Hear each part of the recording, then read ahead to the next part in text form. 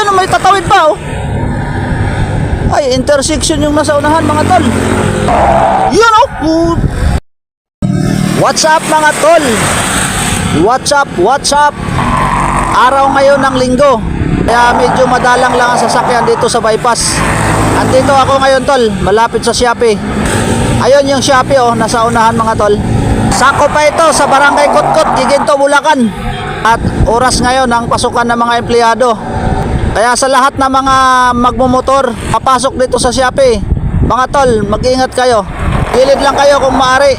Napakabilis ng mga sasakyan dito. Sobrang bibilis, mga tol. Oh, oh, bilis, oh. Oh, yun, oh. Ayun pa, oh. Bilis ng Aerox, oh. Oh, bilis, oh. Yun, oh.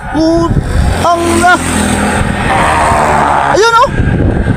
Bibilis, ah. Ay, intersection yung nasa unahan, mga tol. Ayun, may nakita akong malaking truck. Ayun, oh.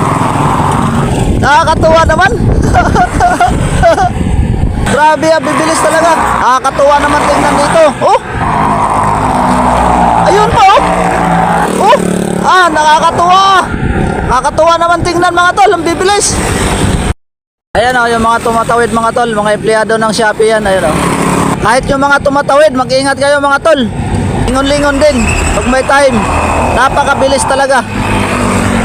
Napakabilis ng mga sasakyan. Oh, pati nakamotor, oh, bilis. Oh, super highway kasi to dito, mga tol. Kahit may intersection pa yan sa unahan, baliwala yan. Ayun, oh.